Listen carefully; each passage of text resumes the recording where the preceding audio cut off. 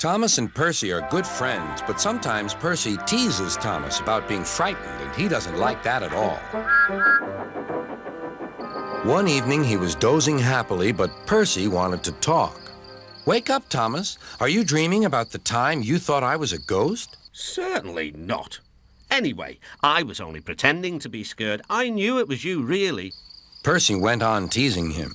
"I hope the leaves the light on for you tonight." Why? Asked Thomas. I quite like the dark. "Oh, really?" exclaimed Percy. "I am surprised. I always thought you were afraid of the dark. I wonder why." Thomas decided to say nothing and went to sleep instead. Next day, Sir Topham Hatt came to see him. "I would like you to go to the harbor tonight. You have to collect something rather unusual." Excuse me. What sort of something? "Wait and see." Meanwhile, Percy was moving freight cars into a siding. Henry arrived with his goods train. The signalman changed the switches, and Percy waited on the siding until Henry had steamed by. Then there was trouble. The points are jammed, Called the signalman. I can't switch them back. The workmen will mend them in the morning. It's too late now. Said Percy's driver. "I'm sorry, Percy, but you'll have to stay here for the night." "Where are you going?" asked Percy. "Home for tea," replied the fireman. Percy was speechless.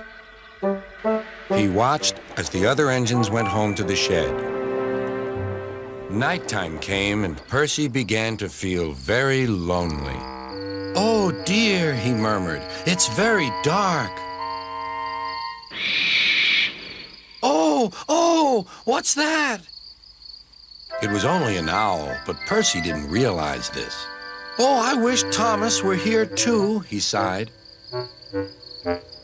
Thomas was waiting for his mysterious load at the harbor. Suddenly, there it was. Cinders and ashes, Cried Thomas. It's a dragon.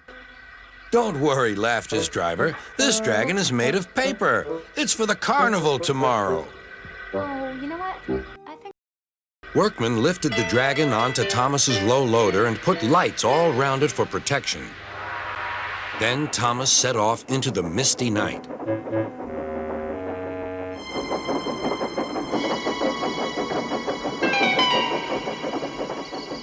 Percy was asleep on his siding and had no idea that Thomas was approaching him.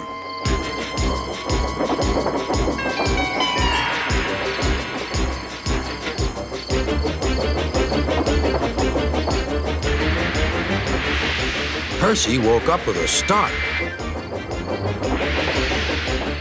"Help!" cried Percy. "I'm not going to open my eyes until my driver comes." Next morning, the switches were mended and Percy puffed back to the junction. Gordon was just about to leave with the express. "You'll never guess what I saw last night." Gordon was in no mood for puzzles. I'm a busy engine. I don't have time for your games. "I've seen a huge dragon. It was covered in lights." Gordon snorted. You've been in the sun too long. Your dome has cracked. When the other engines heard the news, they laughed too. Look out, Percy, Chuckled James. or the dragon may gobble you up. "No one believes me," huffed Percy. "Maybe I did imagine the dragon after all." But Percy soon found out that he hadn't. "Help! Save me!" cried Percy. It's all right. Whistled Thomas, and he explained about the carnival. By the way, how was your night out? Percy decided to tell Thomas the truth. Well, Percy, Said Thomas. maybe we do get scared sometimes, but if we're not afraid to tell each other, then that means we're quite brave too.